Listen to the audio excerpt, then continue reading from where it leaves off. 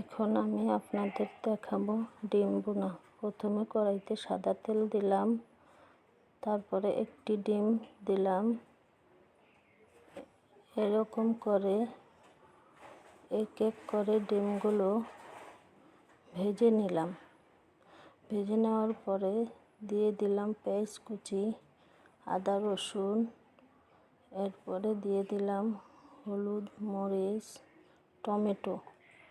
এভাবে মশলাগুলো কষিয়ে তারপরে এক এক করে দিয়ে দিলাম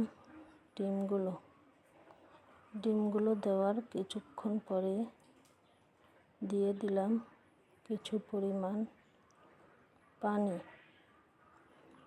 ডিমগুলো বলক আসার পরে